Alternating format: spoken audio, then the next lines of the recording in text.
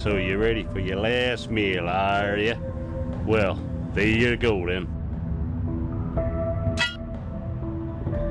How dare you, sir? Do you even offer such filth? Well, I am kind of wondering how this filth got published in the first place. God! Fast forward time. This shit is really boring. That guy who earlier you reunited with his soul gets you out of prison and tells the mayor you are a great solver of puzzles. The mayor, who obviously has some kind of horrible throat cancer, hastily makes you Detective of Darkmere and tasks you with finding the Soul Taker. You collect some shit here and there all around town. The Soul Taker claims more victims. You get stupid close-ups of the victims' horrifyingly disfigured faces.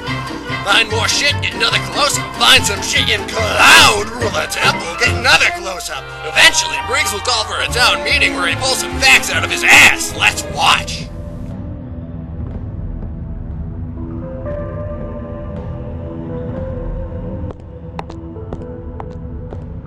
Well, wish me luck.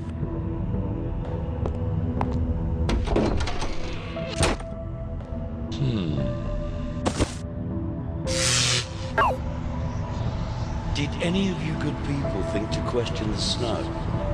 Now, I've come far in this world, from the dungeons of Grunge to your very own Darkmere. But no matter how fantastic things have appeared, there has always been a reason and a rhyme for each of them. You see, there is no snow falling upon Darkmere. All that falls from this sky are the stark white remains of the burned and forgotten soulless ones. Let me explain, good folk of Darkmere. Who among you can remember when the so-called snow first began to fall? Does it not seem more than a coincidence that the snow began to fall as the first poor victims also began to fall at the hands of the Soul Taker? And have you never asked yourselves where the Taker came from and why here in Darkmere? A Soul Taker, as you may or may not know, is a malevolent shadow, a shapeless, formless child, spawn of the four dark generals. But a Soul Taker is not free to roam the realms of Limbo at will. No.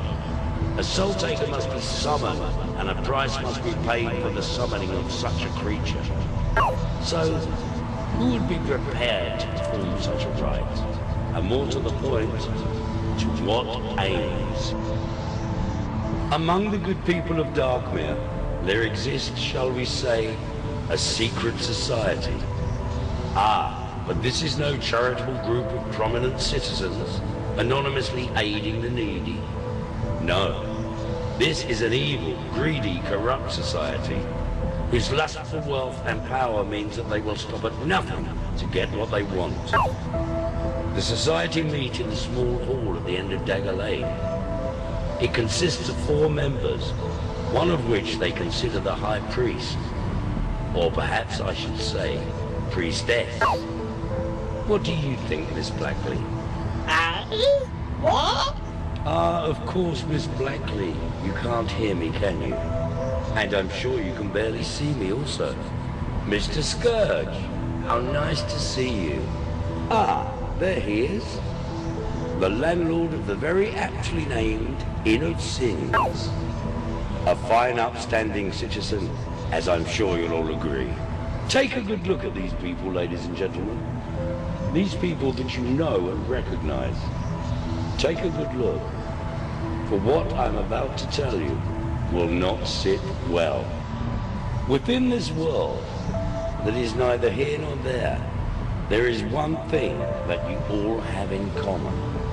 One thing left that you can at least treasure. Your own soul. Now, the Keeper has given each of you your own soul bottle. And it's up to you to keep it safe. Ah, but these souls are not just precious to you. There are those that collect and trade in the souls of others. With each stolen soul comes a little more power. Since my arrival in Darkmere, I have been given and found many clues. Some helpful, some not so helpful, but all relevant. I took a charcoal rubbing from the door at the end of Dagger Lane, and I took it to the shoemaker, who confirmed that he'd made 4 pairs of boots, all with the very same symbol on the heel. The design for the boots was handed to the blind beggar, who in turn took it to the shoemaker. The blind beggar stated that the messenger had the smell of death about him. Also the smell of the fields. Hay, in fact. I do believe that Mr. Scourge here is the proud owner of an abattoir and a stable. 2 odors that would certainly match that description. I also found strands of hay on and around some of the victims. Miss Blackley. Ah, yes. Of course you're a little on the deaf side. Oh, and I see that you need to wear glasses. These I found at the scene of the crime. I recognized them because I'd seen Miss Blackley wearing them earlier. And then it struck me. Why would anyone so partially sighted go without her glasses? These, I believe, belong to you, Miss Blackley. You foolishly left them at the shoemaker's. You took them off, of course, unable to look for the design with your perfectly good eyes. Now, the pair that you're wearing now, I took from the shop of O'Nega's. Let's face it, anybody who genuinely relies on spectacles will know immediately their own pair from another. What? Never heard so much rubbish in all my life. Heard, did you say, Miss Blackley? And without the aid of a trumpet. Now, for those of you who cannot see, this is a stopper, a plug, a cord. You will find these in any inn or tavern. Plug in the necks of those fine jugs of ale. A good landlord will always have a number of these about his person. Now, this one I found on the ground next to the dear old pie lady. A lady, I might add, who offered up 2 significant pearls of wisdom. The first was a question. Who do you know that likes to collect things, she asked. The second, a simple but telling saying. There are those who aspire towards an ultimate goal, 7 from Limbo for 1 living soul. A note had been passed to me that led me to investigate the Inn of Sins.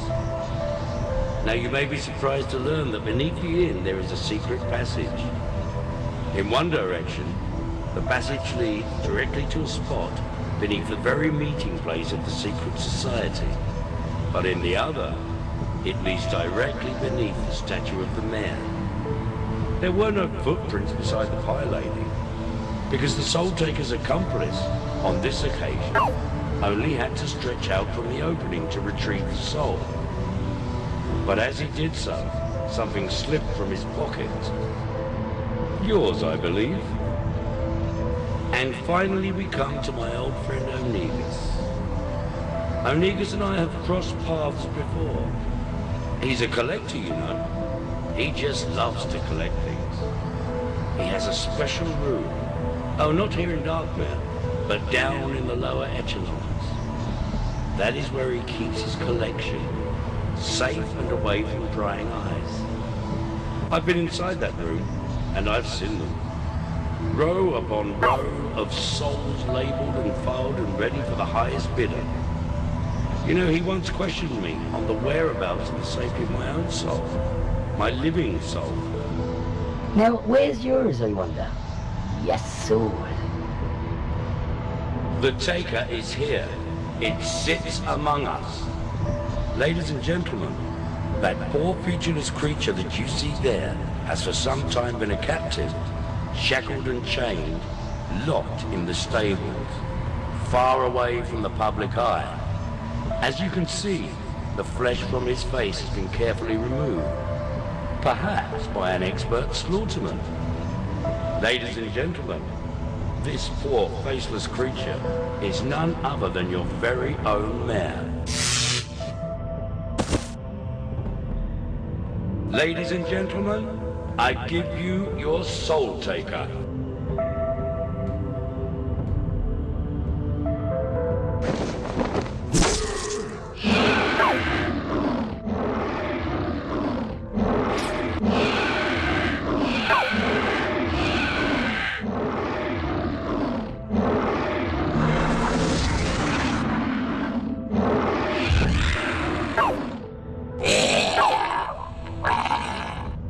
You know, there is always a price to pay when summoning and meddling with the great powers of darkness, as our 4 conspiring friends have discovered. People of Darkmere, the Soul Taker has been banished. Your mayor has been returned.